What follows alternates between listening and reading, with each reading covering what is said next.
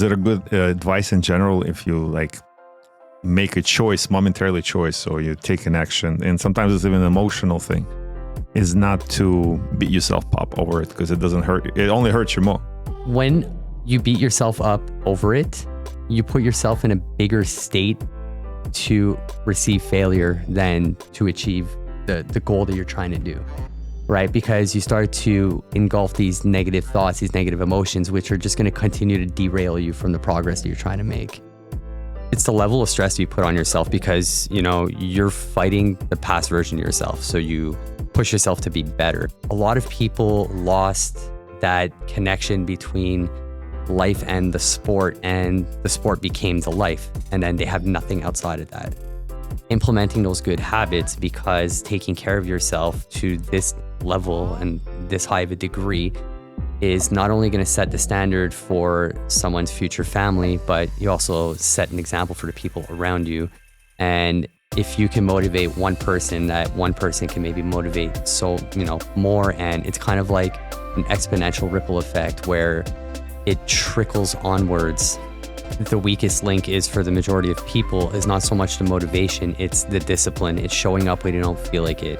I want people to be better than me, because if people are just like me, then they haven't actually learned. They just took and applied.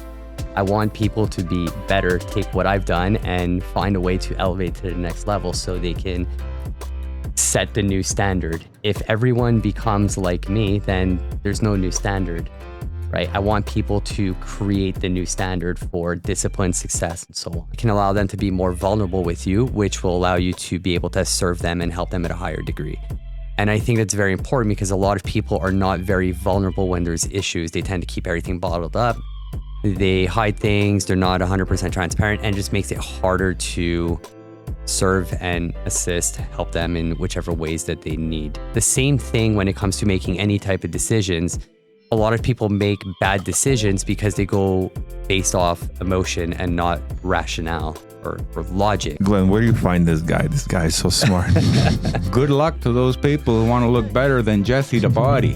Girls, you don't know what you're missing. Look at this guy. They really don't.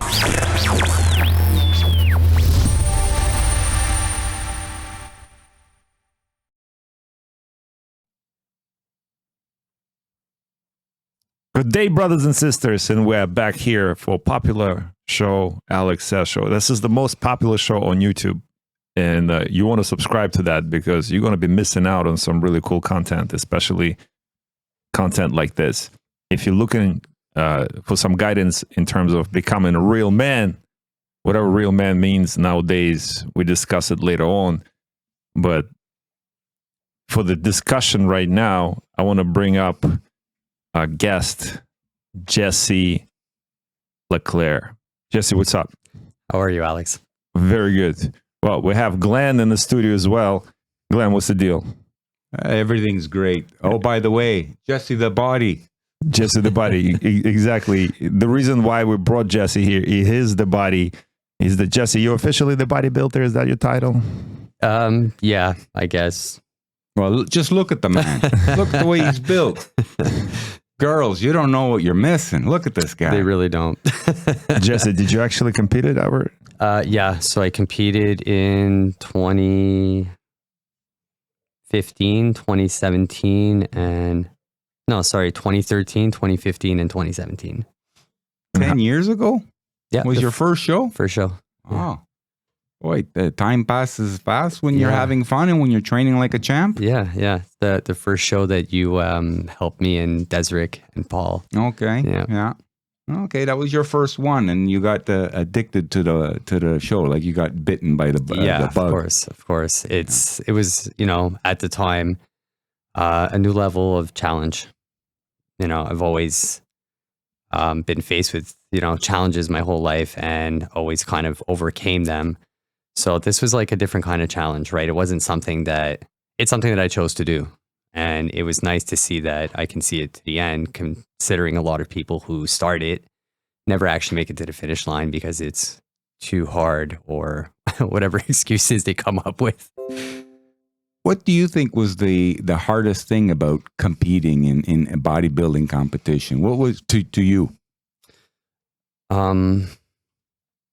Sustaining the energy levels. Obviously, the closer you get to the show, calories start coming down, cardio starts going up.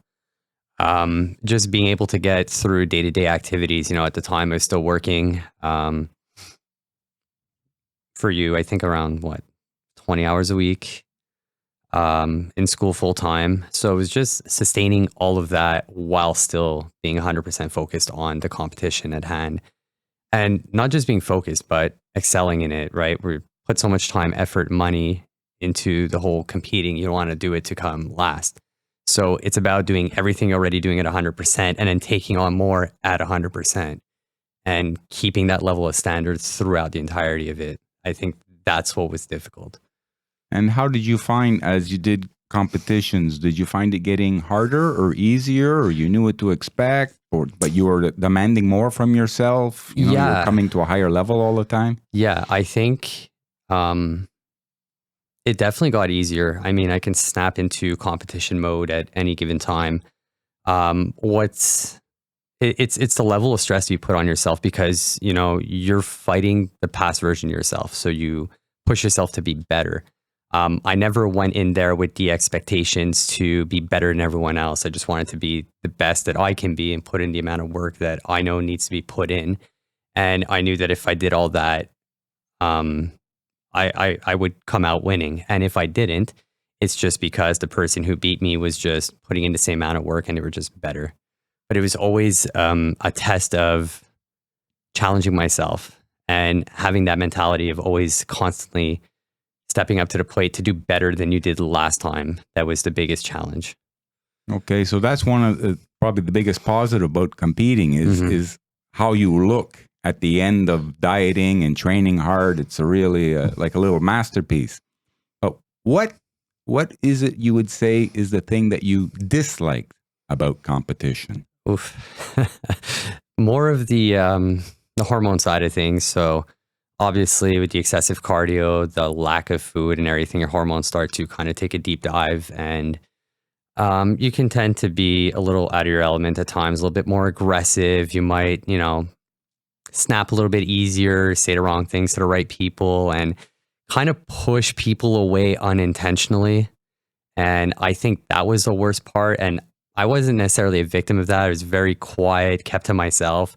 There were times I had to bite my tongue, but I would say it's just keeping level-headed in heated or tough situations that was probably the most difficult thing, especially in a school setting. The last 2 times I competed, I was in university, and people see you getting ready and they ask you 1,001 questions. You're repeating the same answers every single day, and you come in with your spray tan, and it was just, you just want to be to yourself, focused,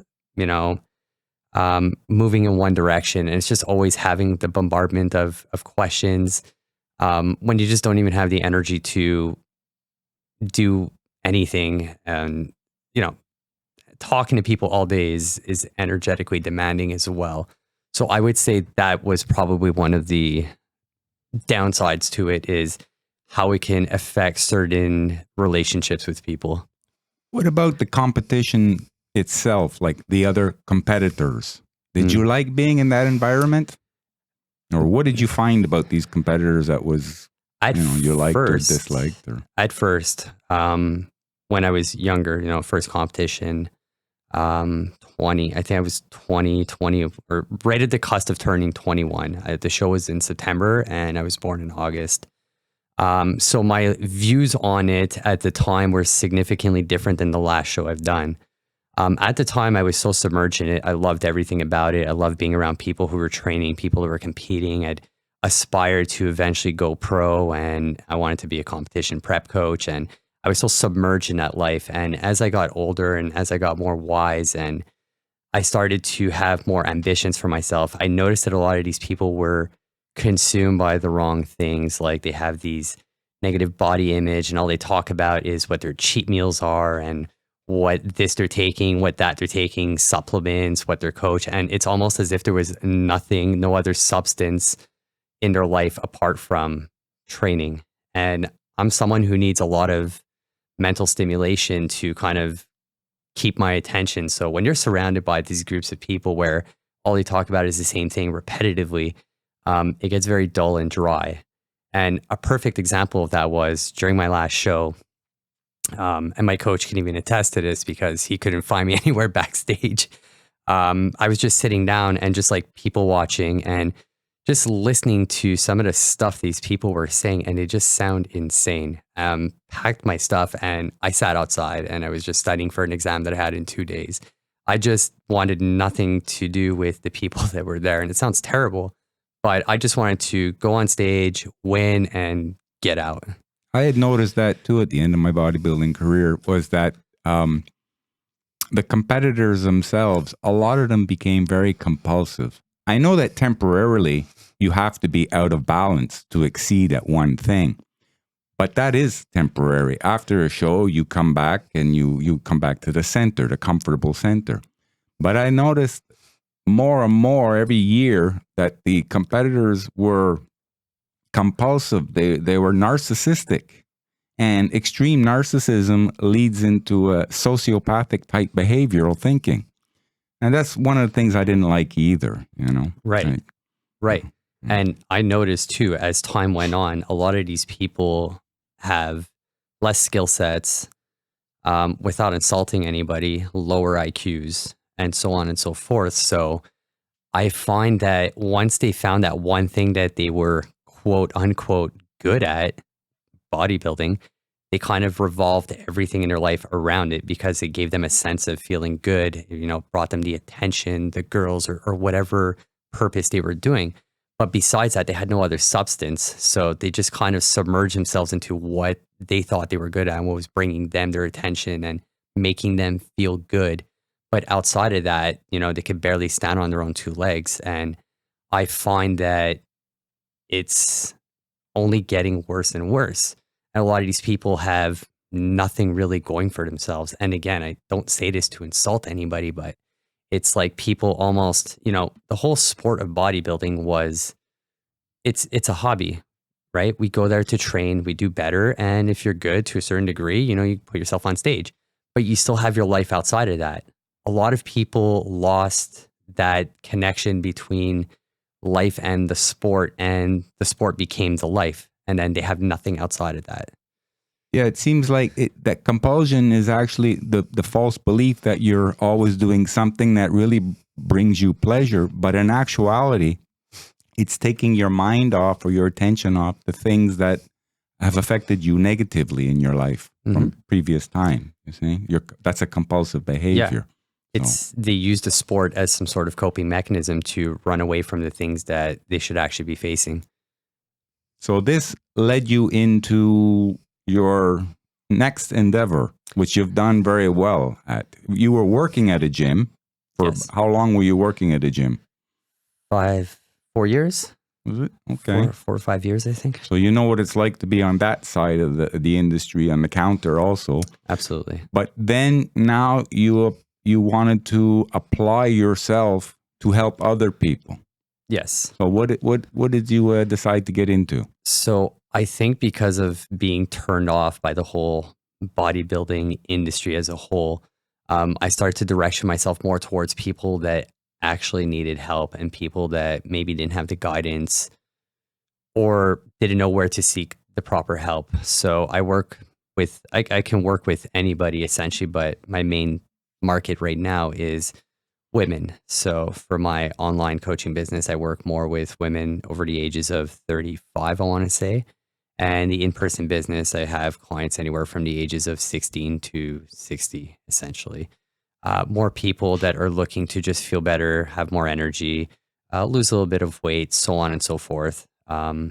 Also, there's the social aspect of the personal training. A lot of people wouldn't even train if you weren't there.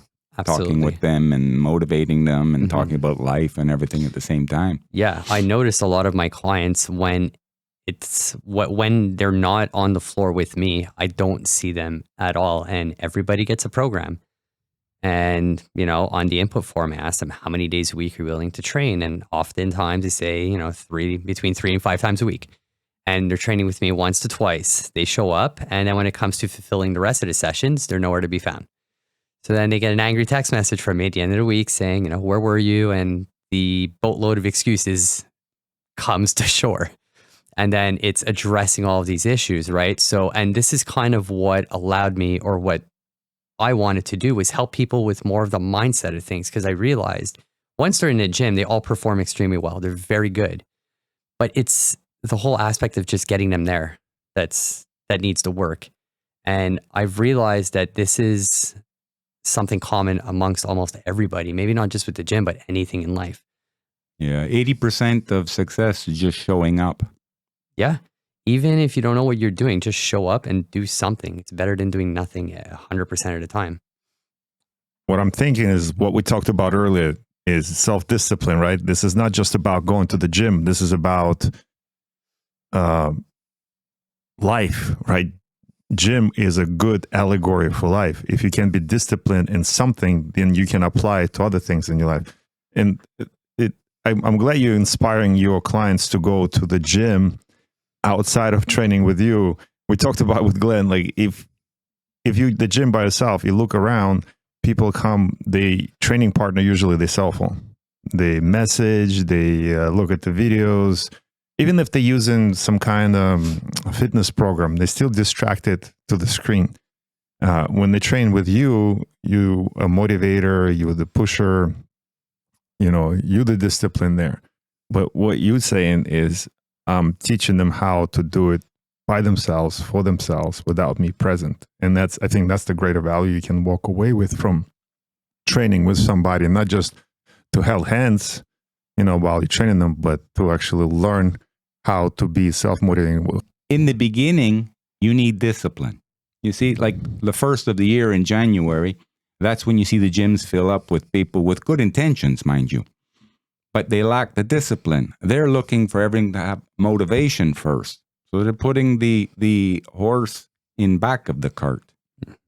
In the beginning, you need discipline to show up even when you don't feel like it. Okay? And you keep doing, you get into a habit, and then you start noticing results. Now the results are coming. Now you're getting motivated. Now that's bringing you up to next levels. But to keep going up, you still have to push your discipline. That's the will of the individual. Yes. And I think that's where the weakest link is for the majority of people, is not so much the motivation, it's the discipline. It's showing up when you don't feel like it. It's making the right decisions, instead of going out on a Friday or Saturday night. It's staying in and following your meal plan, so that way you feel good and you have the energy or the will to wake up the next day to go do your workout. Or even showing up after a long day of work when you don't feel like it and you're tired and you're exhausted. It's implementing those good habits, because taking care of yourself to this level and this high of a degree is not only going to set the standard for someone's future family, but you also set an example for the people around you.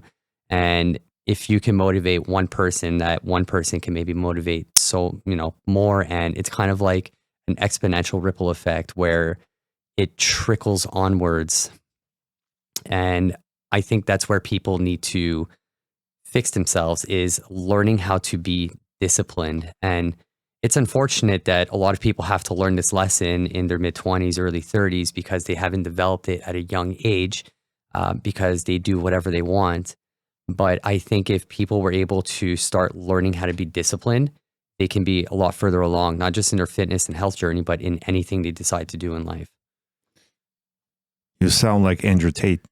No, I just actually listened to that short video of him yesterday. Well, he was talking about how he's going to get arrested because of he's such a good and positive influence on the world, and he's changing the world for the better. Why? He's like, I want people to be like me. I want people to make money, and I want people to be self-sufficient. I want people to be happy, and I want people to be rich. And so, why? Because this is the world that I'm creating around me. I want people to be like me. I want to live in the world where people are like me. He's sharing, and that's what you're saying. I want people to be self-sufficient and disciplined. I want people to be better than me, because if people are just like me, then they haven't actually learned. They just took and applied.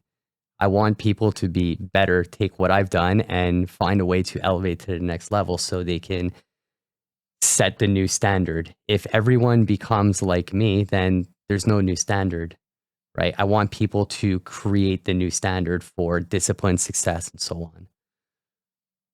Glenn, where do you find this guy? This guy is so smart. Good luck to those people who want to look better than Jesse the body. Oh boy. Well, no, but also Jesse, I'm gonna roll back a little bit on the thing that you said about how in competition you found it to be a little sterile. You didn't feel what's the word I'm looking for? Challenged mentally. It was a physical challenge, but emotionally and mentally it felt wrong, and you cut back to the IQ levels. And I think, in my opinion, from what I see from my interaction with you, my training with you, your IQ is part of your discipline. You are very well trained in. What are you trained in? What's your education? I have a bachelor's in biochemistry. So you apply this biochemistry education in your daily activity, helping your clients with their fitness plans and their diet plans. And how does that help you? So there's a little bit of my degree that I do trickle into my business, more on like the hormone side of things and how the energetics of the body works and so on. But the biggest takeaway for me from my university degree was the discipline that I learned and my ability to want to learn more, right? Because I put myself in a field that I thought I would enjoy and I didn't necessarily enjoy. But because I'm a person of integrity, I finished it, even though I didn't enjoy it. I stuck through to the end.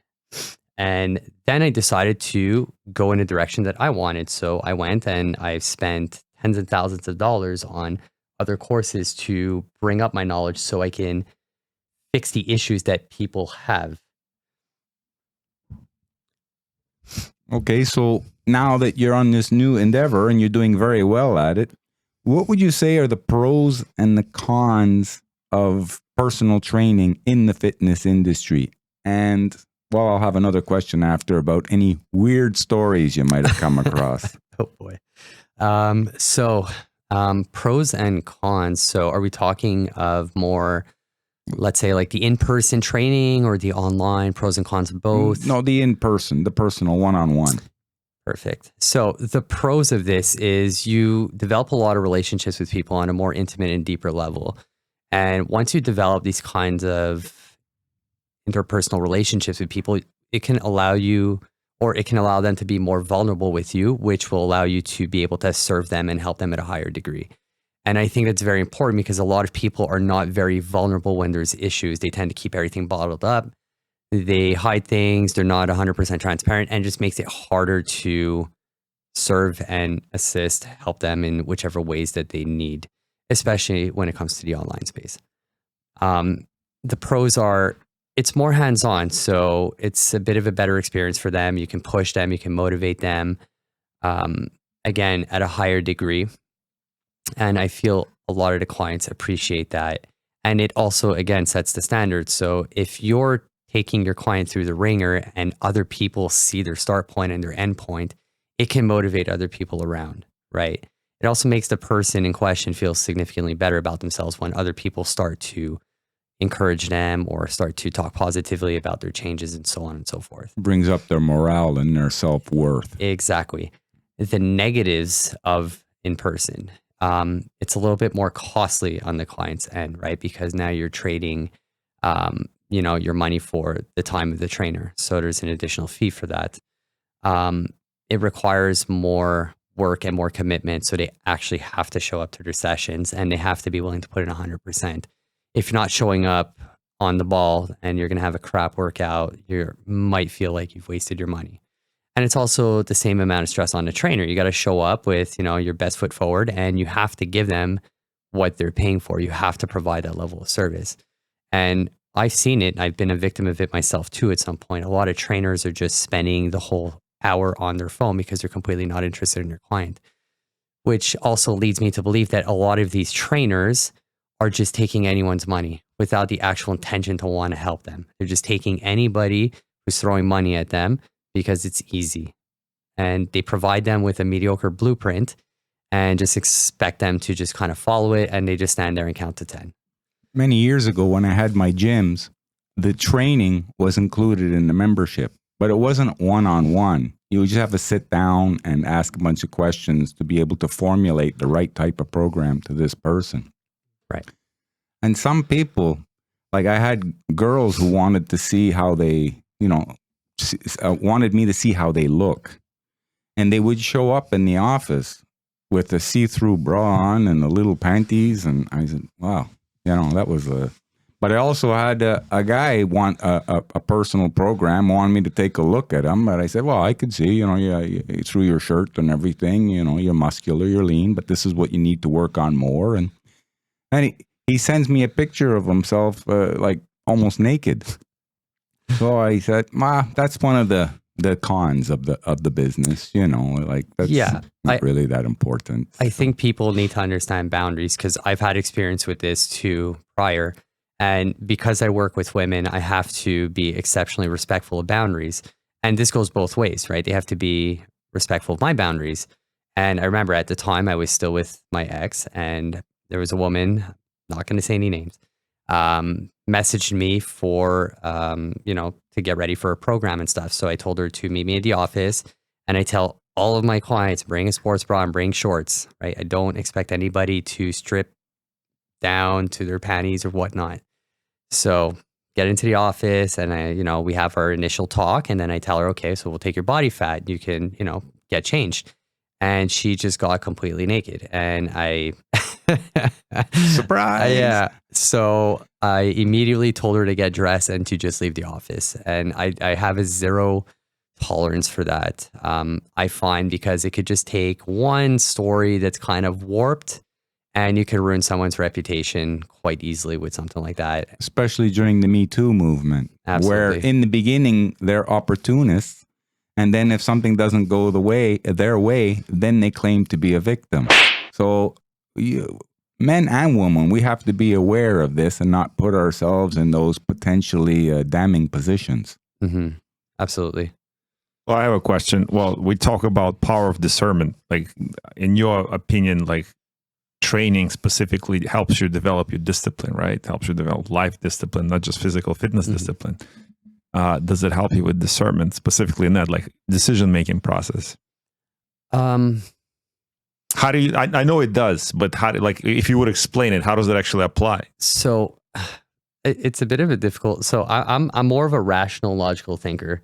So when it comes to making decisions for me, whether it's business decisions or any type of decision at all, I try to really separate the emotion from it. So it's kind of the same way where, when I train, I kind of, I go in there, I know what I got to do, even if I don't feel like doing it and I'm tired, I try to remove those emotions and just do what needs to be done. So the same thing when it comes to making any type of decisions. A lot of people make bad decisions because they go based off emotion and not rationale or logic. Like all industries, it's changing rather quickly. Where do you see the future in the online or personal training, the fitness industry? Where do you see it going? And how are you going to adapt to this ever-quickening change? So I think right now, online coaching, online training is taking the forefront.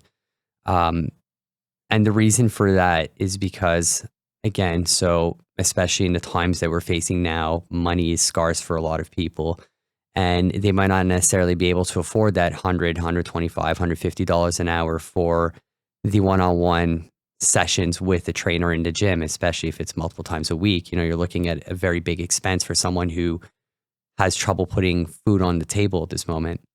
So the beauty of the online coaching experience for these people is you can do a personalized one-on-one approach or a one-to-many approach. Now, I realize that there's a lot of popularity coming along to the one-to-many approach because it's a lower barrier to entry for these clients.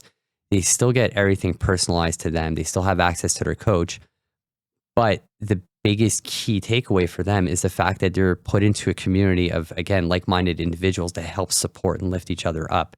And this is where the majority of the value comes is, let's say you're running a coaching program for women over 40 trying to lose 15 pounds because of stress levels, so on and so forth. And you have 100 people that are on the same journey, and you put them all into a Facebook group. and the group is engaging and Janice lost 5 pounds, well, now you have another 99 people that are encouraging Janice to go and lose the other 5 pounds. Whereas now Janice can go and start encouraging everyone else. And if someone's struggling, they post their struggles, into the group, they make friends, communicate. And it's just a cohesion between these people who have never actually, or probably not met in person, right? So there's no judgment there. We're more likely to judge someone that we see on a day-to-day basis versus someone you've never actually met. And I find when you start to remove that element of kind of judging someone, you tend to be significantly more supportive, especially if that person is supporting you throughout your journey. And it creates this, amazing community that I've yet to see in a gym environment. I find the gym environment is really full of ego. And instead of people helping each other, they just push each other down or compare each other. It's, oh, I would look better than him if I took more protein, or I can lift more weights than him, or why is she on the treadmill? She should be doing this. And I just find it becomes a little bit of a toxic environment at times. And yes, online does have its cons too, but I do find that when it comes to the positivity and the mindset of things, that it's more beneficial to certain people at that point. And I think that this is going to be the direction that things will continue to go in. Just because people seem to get a lot more value out of that at the moment. I was reading about OpenAI, ChatGPT more specific, and how it's already applying itself to the online training industry. All the questions that a personal trainer would ask a potential client, and then more, the more information the client gives to you, the better off the one-on-one experience would be, or the training would be. But now the artificial intelligence is taking over. It's already starting at a much lower cost. So how will you adapt the change in the future? Because the chat GPT is just going to take over more and more and do it quicker and quicker. Yes. So I use ChatGPT for a few elements of my business. And I use it as a tool. I don't use it as something to fix the answer to the solutions. But there is one very strong limitation to ChatGPT, and that becomes the individual's ability to ask it the right questions. And this also becomes limiting to that individual to ask the client the right questions. So for example, if you have no prior knowledge on the hormone system for women and you don't know that stress can affect someone's hormones and affect the rate of weight loss, and you're faced with this woman who's 45 years old and who's tried every diet in the book and she can't lose weight, but you don't have the knowledge of the female hormone system, and you ask ChatGPT to create this, specific structured program for her, but you're missing a key element, it might not work. And then you can just lose more credibility. So although I think it's a very good tool and it could be leveraged properly and it could really help people's businesses, I think it is also limited by the ability that person has to ask it the right questions or gather the information needed to ask it the questions. I have a point. What about when I was growing up, I grew up in Russia, Soviet Union, and to be a coach, a trainer, especially like a kids coach, you need to go to school. And the first two levels, first two years of that school was pretty much medical school. You learn anatomy, you learn child development psychology, you learn education, all this other stuff. And then you went to sports specific stuff. You had sports general stuff, and then you went to sports specific stuff. So you had 4 to 5 years worth of actually learning about human body, human psychic, how to become a trainer. When I came to this country, I realized if you want to be like a basketball coach, you just need to know, your happy hour schedule, basketball games, and you go you have to have some kind of understanding of the game itself, maybe have some prior experience. You don't maybe not even necessarily be a player yourself, etc. And then just know somebody to become a basketball coach. I mean, I'm simplifying it. You need to have a little bit more, but there was not necessarily a background. And now what we're talking about here is a lot deeper in terms of human development. We understand that when you are training with somebody, you're not just giving them tools in terms of and skills about sports specific or exercise specific. You're giving them life skills. And I believe this is where ChatGPT cannot answer those questions necessarily. They're gonna, maybe eventually they can. Maybe, I don't know how, where the matrix is gonna take over. But there's another reason, why I brought this up. When I do train with Jesse, and to disclose, I train with him sometimes, and he's a really good training partner, and he's amazing, and he is very, very strong, and kind of puts me to shame because I thought I was strong. but the idea is like, I know for a fact when I talk to Jesse isn't just my trainer and the guy I hang out with it, but he is a true professional. He can explain to me things from multiple levels. He can, from all sides of the equation. We can talk to him about microbiology, my hormones. He can help me with my diet plan. He can, help me with life, some life questions I have. He's like, Jesse, what do you think about this? I know this is like, he's like, Alex, focus on training.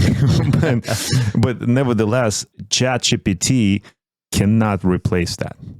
Cannot replace a human, unfortunately. That's right. My 2 cents. It can't replace the interpersonal skills that you develop among two people. And I think that's another limiting factor. So yes, you can go and pull out all the information, and think of it right now. You can Google all this information. The information is out there. People had access to all the information prior to ChatGPT. Why are they still not getting the results? Because they don't know how to apply it, or they don't have the discipline. You're like the interface. Yes, exactly. The interface, the essential part of the puzzle. Yeah, exactly. So it still comes down to discipline. And also, when you're paying someone for a service, you're more likely to take it seriously as opposed to getting it for free. I've tested this with 2 price points for my programs. I've had a low ticket program and I had a high ticket program, and I offered the same service to both. The ones who paid more money outdid the ones who paid less 100% of the time because they took it more seriously. It's more of a time investment. So although ChatGPT can answer all of your questions, even though prior you had all the answers on Google, you just had to sift through more information, are you still able to apply it and adhere to the application that you set for yourself? That's where people have the problem. And that's where working with someone in person or with a coach online is really going to help. Once you start to pay out of pocket, you take it more seriously. Before you said you worked for me in one of my gyms. Mm-hmm. I would say that you worked with me. Yes. As a team, TEAM, the acronym for Together Everyone Achieves More. And you were a real integral part of that team. And I saw a lot of potential in you. I'd like to ask you, what are some of your definitive goals for the future? Where do you see yourself in 5-10 years from now? I want to impact millions of lives, whether that's through health and fitness, through some projects that, may be brewing in the background. Through your podcast? Podcasting, through my content, through my coaching services, through one of the applications that I'm currently working on. I just want people to know who I am as the guy who helps people change their lives, right? I've made a lot of sacrifices in my life, putting other people before myself, because I want, again, as I said before, I want people to do better than me, right? I feel like my life purpose is to help people get to the next level, set that new standard. And that's what I want to do. So although I don't know exactly where the next 5 years will take me, I do know, however, that if I keep going on the way that I'm going, I will impact significantly more lives on a deeper level. Yeah, going back to your podcast, like, do you use podcast? I'm going to show people the podcast. And do you use podcast as the, is this a communication tool, promotion tool? It's really cool. You have plenty of episodes, I can tell. Who are you doing a podcast with, by the way? So I was doing the podcast with my partner for the supplements company, which is why initially I called it 2 Coaches and a Glass of Pre. But it wasn't just limited and restricted to him. I wanted other coaches or mentors or any person who impacts others on a deeper level to be part of this show. I didn't want it to just be about me. Yes, I have my way of doing things, but sometimes my way is not the best and the only way. And it's nice to get someone else to give their perspective on certain topics. And I did want to continue to invite guests onto the podcast so that way you can deliver more value to the listeners. I really enjoy your podcast. I've learned so many things about this, and I know nutrition. You know, this is an interesting fact that you talk about nutrition. It's like somebody once told me it doesn't matter what you eat. Sometimes I know, like we have those. We can talk about cheat meals. We can talk about this, but then people become self-conscious. Oh, I ate this burger. Oh, I ate this piece of chocolate, or maybe you even cheated and you ate fast food. You ate poutine, right? You ate cheese with fries and some potatoes in it. But then if you psychologically psych yourself out in the ways like, I just ate something horrible and it's going to do so bad for me, it probably will. It's all mindset. And I was just telling this story to someone close to me. I think I was telling her this 2 days ago.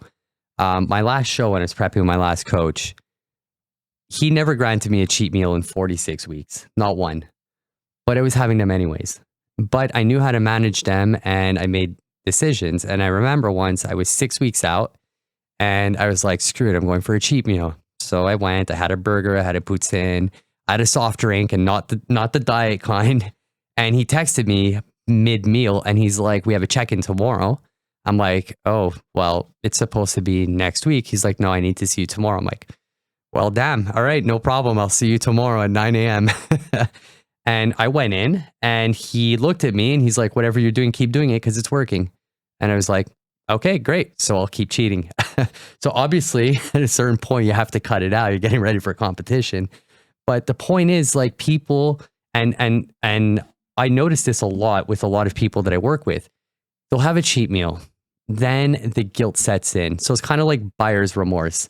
The guilt sets in and then they start to hypercompensate. So they start doing more cardio, they start restricting more calories, they start doing this, they start doing that, which end up developing bad habits such as overexercise, which causes stress, binge eating, and so on.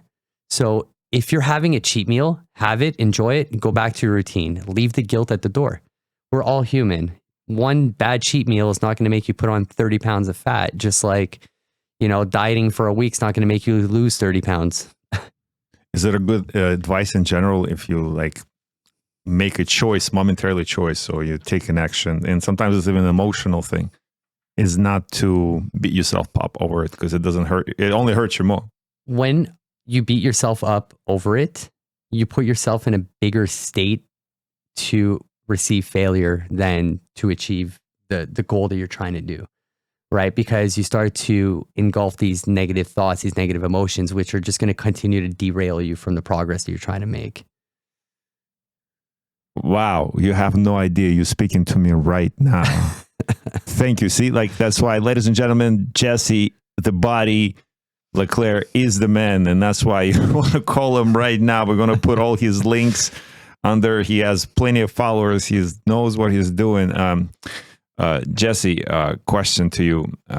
Yeah, we talked about those funny stories. Is there like pet peeve, like this one thing that irks you at the gym the most? Like, what do you see this like, oh my God, this guy or this girl, I can't believe this. Is that one thing? When people don't re-rack their weights. No, I personally find it extremely disrespectful.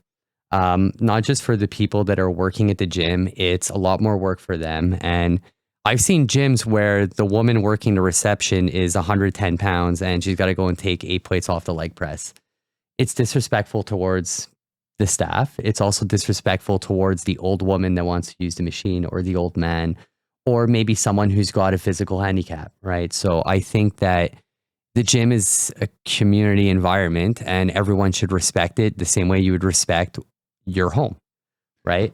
No, that's probably mine too. I've seen people do it plenty. Sometimes you address it, sometimes you don't. I usually don't. You just let it go. But what about phones? People on the phones all the time. You try to get to the next machine, and you're like, oh, this guy is checking his messages. Like, how many cents you got left? Do you mean how many messages he has to send? Yeah. So I have my phone with me while I train for multiple reasons. I run my businesses from my phone, so I need to have it. I'm also in contact with my clients and I use it for music, but you will not catch me sitting at a machine for 5 minutes in between my exercises, playing on my phone.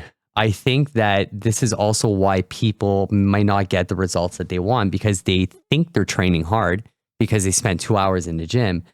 But how many of those hours or minutes are actually intentional? Well, the thumbs are getting stronger, you know. They got plenty of thumb sets, you know. They're working their thumb strength and crack the screen of their phone, but you know, dexterity, you know, you got the agility and you got the coordination, you know, it's important. I think that the gym is meant to be an outlet for a lot of people, but you're not really letting go of anything if you're going in there with your phone. And think of it, when people get into, you know, they say they have high stress levels from work or their partners or whatever. And what do they do when they're at the gym, you know, and had a fight with their partner? Instead of leaving it at the door, they're fighting with them by text. Like, leave your phone aside, focus for that 1 hour, clear your head, and deal with your stuff when you leave. Your problems are still going to be there when you're done. But for that 1 hour, just take care of yourself, right? It's called self-love. You're going in there to do better for yourself physically and mentally. So, Jesse, the body. Any last words on discipline, motivation, what you do? Because I've noticed a lot of your clients in the gym, they've made big changes. Mm-hmm. I mean, the before and afters would be incredible. That would sell for you just that alone. Right. So, last words? I think for a lot of people that struggle with that is find someone that you look up to, whether it's a mentor, a friend, somebody who you kind of want to walk the same path as them. And I get the same feedback from a lot of my clients. A lot of them look up to me. And I struggle to see what they see sometimes, but that's something I have to work on. But ultimately, to develop the discipline, you got to first find out what your why is, right? You have to look yourself in the mirror and say, why do I want to go to the gym? Why do I want to lose these 30 pounds? So for the woman who's got the 5-year-old baby and she's 100 pounds overweight, you know, her why should be, I want to lose this because I have a child who I want to see grow old and have a family, and I want to be around for a long time, and I want to give that child the most fruitful life possible. I think it really comes down to your why. Why are you doing this? And not just when it comes to fitness, but anything in life. So people start businesses because they want to either impact people, they want to make a bit more money, but ultimately it's the time freedom they get with said associated business, which allows them to give a higher quality of life for their family and so on and so forth. So I think even prior to developing the discipline, I think someone needs to understand why are they doing things and start to take intentional action behind the reasons or to get to where they want to be. Well, brothers and sisters, this was very educational, very entertaining. We got all his links, Jesse Leclerc, the body Leclerc, if you listen to it, it's good. If you watch this, it's going to be even better. And yes, go to the gym, do something.